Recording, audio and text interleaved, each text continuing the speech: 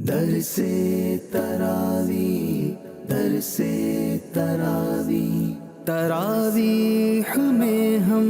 نے قرآن سنا ہے، چلو اس کو سمجھیں یہ دل کی شفا ہے۔ الحمد للہ رب العالمین والصلاة والسلام علی سید الانبیاء والمرسلین، اما بعد فاعوذ باللہ من الشیطان الرجیم، بسم اللہ الرحمن الرحیم۔ الصلاة والسلام علیک یا رسول اللہ وعلی آلک واصحابک یا حبیب اللہ۔ الصلاة والسلام علیک یا نبی اللہ وعلی آلک واصحابک یا نور اللہ۔ الحمدللہ عز و جل، رمضان المبارک کا برکت والا مہینہ، جس میں اللہ کی مومنوں پر، اہل ایمان پر خاص رحمتیں نازل ہوتی ہیں، اور اس مہینے میں اللہ پاک نے قرآن مجید فرقان حمید کو بھی نازل کیا، تو قرآن کو ایک خاص تعلق یہ رمضان المبارک سے حاصل ہے۔ اسی لیے الحمدللہ مدنی چینل پر بھی بالخصوص قرآن مجید فرقان حمید کے سلسلے، ویسے تو سارا سال ہی پروگرام ہوتے رہتے ہیں، لیکن رمضان مبارک میں خصوصی طور پر اس کا اہتمام کیا جاتا ہے، اور اسی کی کڑی ہمارا یہ سلسلہ درس تراویح ہے۔ آج کا جو ہمارا پروگرام ہے اور آج کا جو ایپیسوڈ ہے، اس میں ہم انشاءاللہ تبارک و تعالی 23ویں پارے کے جو کچھ حصے ہیں ان کی تفسیر سننے کی سعادت حاصل کریں گے، اور 23ویں پارے میں سورہ یاسین کا اکثر حصہ موجود ہے، اور 22ویں پارے میں بھی سورہ یاسین کا کچھ حصہ موجود ہے۔ سورہ یاسین کا جو دوسرا رکوع شروع ہوتا ہے اس میں، اور سورہ یاسین جو 23ویں پارے میں ہے اس کی ابتدا میں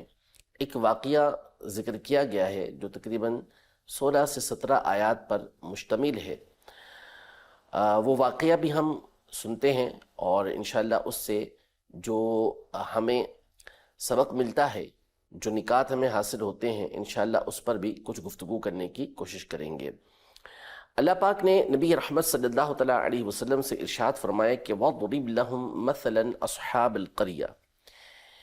اور ان سے شہر والوں کی مثال بیان کرو جب ان کے پاس رسول تشریف لے کر آئے۔ یہ بستی، یہ شہر کون سا تھا؟ مفسرین کے اس میں مختلف اقوال ہیں، یہ کون سی قوم تھی، اس کے بارے میں الگ الگ اقوال ذکر کیے گئے ہیں۔ خلاصہ جو تفسیر صراط الجنان میں اس واقعے کا ذکر کیا گیا ہے، میں اس کا کچھ حصہ آپ کے سامنے بیان کرتا ہوں کہ یہ جو 22ویں پارے کے آخر میں اور 23ویں پارے کی ابتدا میں جو واقعہ مذکور ہے، اس میں کس قدر اہمیت کی حامل باتیں یہ ذکر کی گئی ہیں۔ اور یہ یاد رکھیں ہمیشہ کہ قرآن مجید فرقان حمید کے جو واقعات ہوتے ہیں، یہ عام قصے کہانیوں کی طرح نہیں کہ جن کو بطور لذت، لطف کے لیے اور جو ہے وہ وقت گزاری کے لیے پڑھا جاتا ہے، نہیں، بلکہ قرآن مجید فرقان حمید کے جو واقعات ہیں، اس کے لیے فرمایا فی قصصہم عبرۃ لأولی الالباب، کہ ان قصوں کے اندر، ان واقعات کے اندر جو اہل عقل ہیں، سمجھدار لوگ ہیں، ان کے لیے نصیحت ہے۔ یہ سورہ یوسف کے آخر میں اللہ پاک نے ارشاد فرمایا ہے۔ تو قرآن مجید فرقان حمید کے واقعات کو، ان کے قصوں کو جب ہم نے سننا ہے تو اس واقعے میں مقصود کیا ہے اس کے اوپر بھی غور کرنا ہے۔ تو خلاصہ یہ ہے کہ اللہ پاک نے 2 رسولوں کو ایک شہر والوں کی طرف بھیجا، جنہوں نے ان شہر والوں کو توحید و رسالت پر ایمان لانے کی دعوت دی، لیکن ان کی دعوت سن کر شہر والوں نے ان دونوں کو جھٹلایا، تو اللہ پاک نے ایک تیسرے رسول کو ان کی تائید کے لیے، ان کی مدد کے لیے بھیجا۔ اب ان تینوں رسولوں نے اس قوم سے ارشاد فرمایا کہ ہم تمہاری طرف اللہ کے رسول بنا کر بھیجے گئے ہیں، لیکن حسب معمول اس قوم نے اس بات کو تسلیم کرنے کی بجائے ایک اعتراض کیا، اور یہ اعتراض وہی کہ جو عمومی طور پر تقریباً اقوام جو ہے، تقریباً قومیں، یہ اپنے اپنے رسولوں کے اوپر کرتی رہیں، اور وہ اعتراض یہ تھا کہ تم تو ہمارے جیسے انسان ہو، لہذا تم کیسے خدا کے رسول ہو سکتے ہو؟ یعنی ان کافروں کے اعتقاد کے مطابق رسول انسانوں میں سے نہیں بلکہ فرشتوں میں سے ہونا چاہیے تھا۔ اور یہ چونکہ انسان تھے، یعنی جو 3 رسول بھیجے گئے تھے یہ انسان تھے، اس لیے ان کے نزدیک رسول نہیں ہو سکتے تھے۔ اس کے ساتھ ساتھ کافروں نے یہ بھی کہا کہ خدائے رحمان نے کچھ بھی نازل نہیں کیا، یعنی وحی کے نزول کا جو دعویٰ آپ لوگ کرتے ہیں کہ آپ پر وحی نازل ہوتی ہے یہ بھی غلط ہے، اور نعوذ باللہ ان رسولوں کو جھوٹا قرار دیا، اور جو وہ رسالت کا دعویٰ کر رہے تھے اس کا بھی انہوں نے انکار کیا۔ انہوں نے تو اپنے انداز میں، سخت انداز میں یہ گفتگو کی، ان رسولوں کی تکذیب کی، ان کو جھٹلایا اور ان کے اوپر یہ تہمتیں لگائیں، لیکن ان رسولوں نے ان کا جو جواب دیا وہ بڑے خوبصورت انداز میں جواب دیا کہ ہمارا رب جانتا ہے کہ یقیناً ہم خدا کے رسول ہیں، اور مزید یہ بھی جان لو ہماری صرف یہ ذمہ داری ہے کہ تم تک خدا کا پیغام واضح طور پر پہنچا دیں۔ اس کے جواب میں اس قوم نے کہا کہ ہم تمہیں منحوس سمجھتے ہیں، لہذا تم اپنی اس تبلیغ سے باز آ جاؤ، ورنہ ہم تمہیں سخت سزا دیں گے اور تمہیں پتھر مار مار کر ہلاک کر دیں گے۔ ان رسولوں نے جواب دیا کہ تم ہمیں منحوس قرار نہ دو، کیونکہ اصل تمہاری نحوست تمہارے کفر اور تمہاری گمراہی کی صورت میں تمہارے ساتھ موجود ہے۔ یعنی رسولوں کا آنا جو ہے یہ کسی صورت بھی نحوست نہیں ہو سکتا، وہ جب بھی تشریف لے کر آئے ہمیشہ برکتیں لے کر آئے۔ ہاں، جہاں کفر پایا جائے گا، گمراہی پائی جائے گی، تو وہ کفر اور گمراہی ویسے ہی نحوست ہے اور وہ تمہارے ساتھ لگی ہوئی ہے جب تم کفر کر رہے ہو، جب تم گمراہی کے اندر پڑے ہوئے ہو۔ پھر اس کے بعد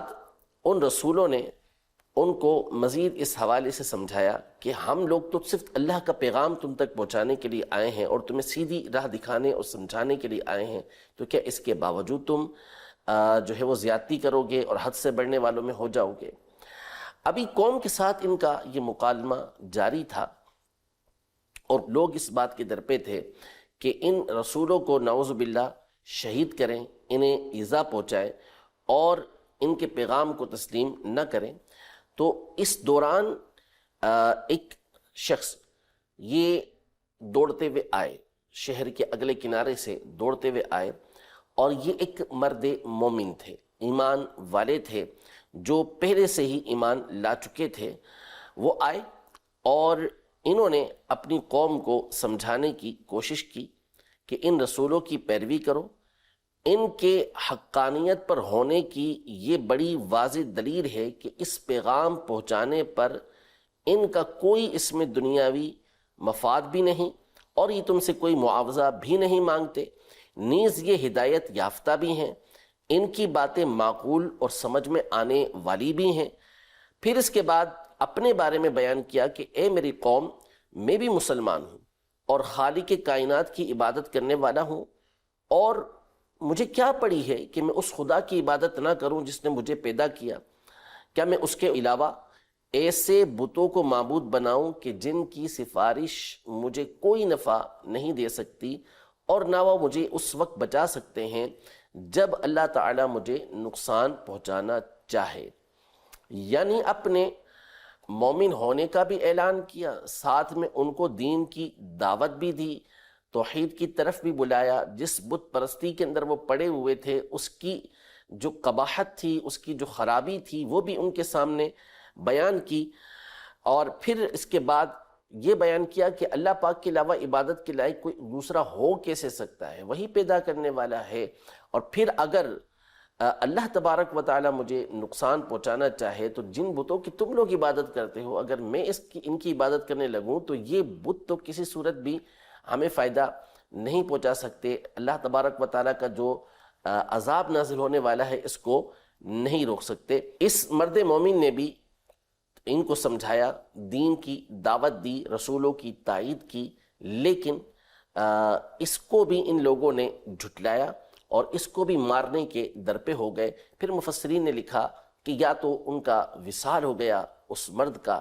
یا پھر ان لوگوں نے اسے شہید کر دیا۔ اب اس کو جنت کی بشارت دی گئی، اس کو جنت کی بشارت دی گئی، جنت میں داخل ہونے کا حکم دیا گیا۔ اب یہ فرشتوں کے ذریعے اس کو جنت میں داخل ہونے کا حکم دیا گیا یا خود اللہ تبارک و تعالیٰ نے اس کو جنت کی بشارت دی؟ جب اس کو جنت کی خوشخبری دی تو یہ جو مرد تھے جو رسولوں کی تائید کے لیے آئے تھے، انہوں نے اس وقت بھی ان کا جو جذبہ تبلیغ دین تھا، جو اپنی قوم کی خیر خواہی کا جذبہ تھا، کہ حقیقی طور پر ان کی خیر خواہی یہ ہے کہ یہ اللہ تبارک و تعالیٰ کو ہی معبود برحق مانے اور اس راہ کے اوپر آ جائے، تو انہوں نے اس وقت بھی جو تمنا کی، قرآن مجید فرقان حمید میں اللہ تبارک و تعالیٰ نے اس کو ان الفاظ کے ساتھ بیان فرمایا ہے کہ قیل ادخل الجنہ قال یا لیت قومی یعلمون بما غفر لی ربی وجعلنی من المکرمین۔ اور ان سے کہا گیا کہ جنت میں داخل ہو، تو انہوں نے کہا کہ کاش کسی طرح میری قوم جانتی جیسے میرے رب نے میری مغفرت کی اور مجھے عزت والوں میں کیا۔ تو اس وقت بھی ان کی زبان پر یہی بات جاری تھی کہ کاش میری قوم اس بات کو سمجھ لیتی۔ پھر اس کے بعد جب وہ رسول اپنی حجت کو پورا کر چکے اور وہ قوم کسی طرح بھی ایمان لے کر نہ آئی، تو ایک چیخ کی صورت میں ان کے اوپر عذاب آیا، جس کے نتیجے میں وہ ایسے ہلاک ہوئے جیسے بجھی ہوئی راکھ ہوتی ہے، بالکل ختم کر دیا گیا۔ اور یہ پچھلی امتوں کے اندر اسی طرح کا سلسلہ جاری تھا کہ جب اجتماعی طور پر قوم اپنے رسول کو جھٹلاتی، کھلے معجزے دیکھ کر اپنے رسولوں کے اوپر ایمان لے کر نہ آتی، تو پھر ان کے اوپر اس طرح عذاب نازل ہوتا کہ پوری قوم کو یہ ختم کر دیا جاتا تھا، ان کا نام صفحہ ہستی سے مٹا دیا جاتا تھا۔ تفسیر صراط الجنان میں اس واقعے کو نقل کرنے کے بعد ارشاد فرمایا کہ اس واقعے سے 6 باتیں معلوم ہوئیں۔ اللہ تعالیٰ اپنے مقرب بندوں کی دوسرے مقرب بندوں کے ذریعے مدد فرماتا اور انہیں تقویت پہنچاتا ہے، یعنی قوت ان کو عطا فرماتا ہے۔ نمبر 2، دین کی دعوت دینے کے دوران سننے والے کی طرف سے جاہلانہ سلوک ہو تو اس پر صبر کرنا، عفو و درگزر سے کام لینا اور حلم و بردباری کا مظاہرہ کرنا انبیاء کرام علیہم السلام کی سنت ہے۔ یعنی ایسا ہوتا ہے ہمیشہ کہ جو لوگ دین کا کام کرتے ہیں، جیسے دعوت اسلامی الحمدللہ دین کا ایک کام کرتی ہے، تبلیغ دین کرتی ہے، لوگوں کو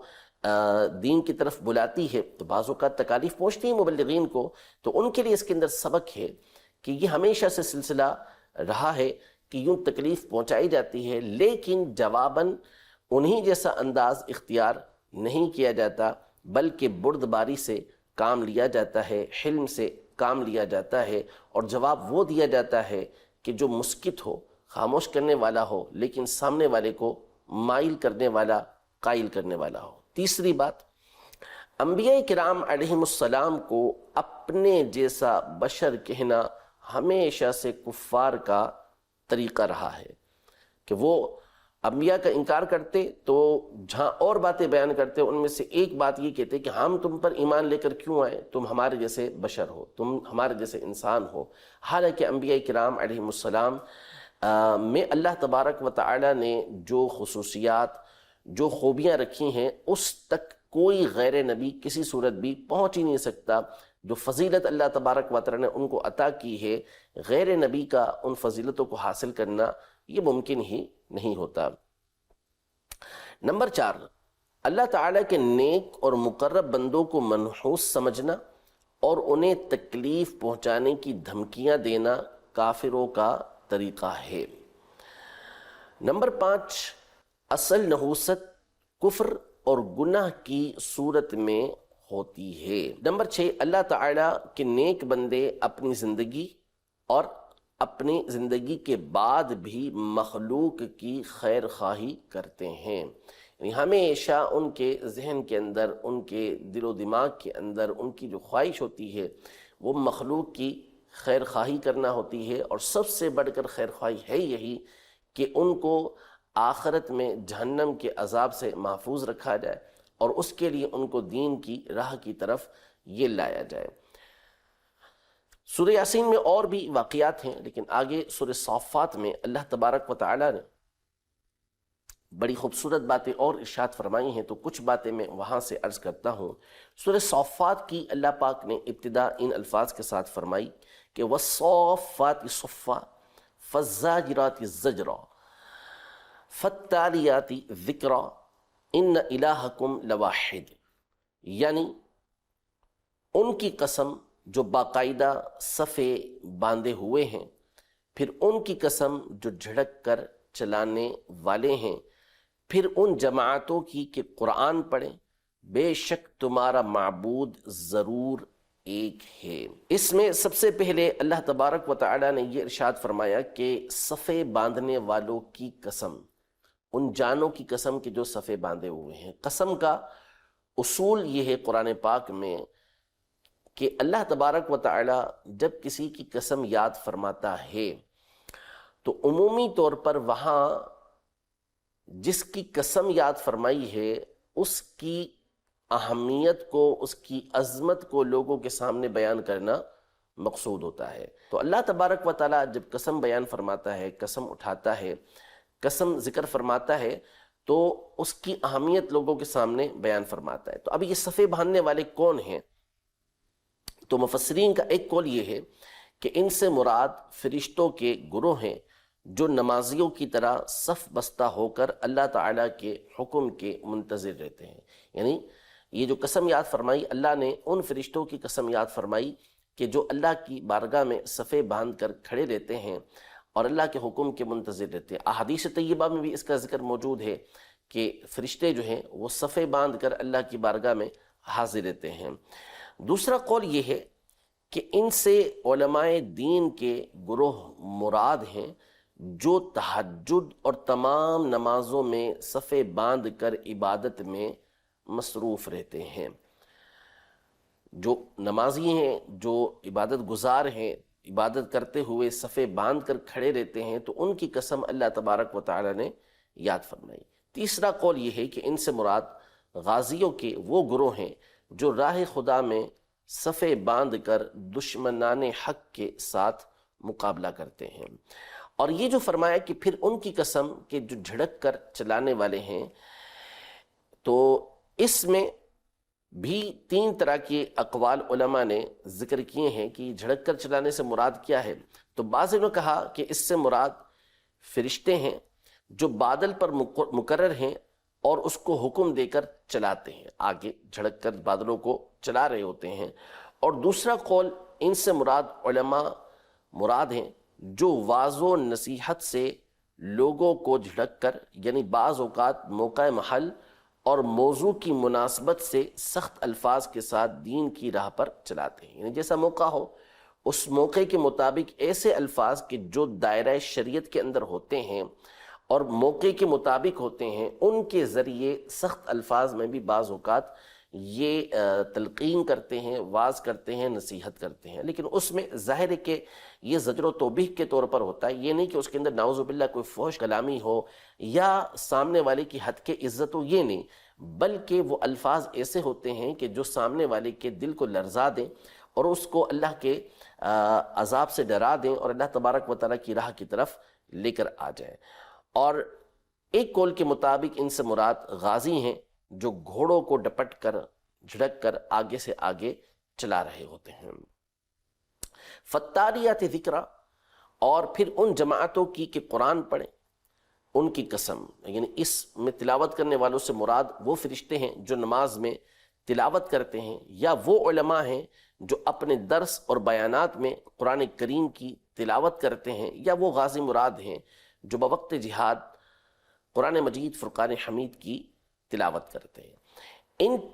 قسموں کو یاد فرمانے کے بعد اللہ جل شانہ نے ارشاد فرمایا کہ بے شک تمہارا معبود ضرور ایک ہی ہے۔ یہ قسمیں جو یاد فرمائیں اللہ تبارک و تعالیٰ ویسے ہی فرما دیتا ہے ان الہکم لواحد، کہ تمہارا معبود ایک ہے، تو بھی بات جو تھی وہ اہل ایمان کے لیے کافی تھی، اور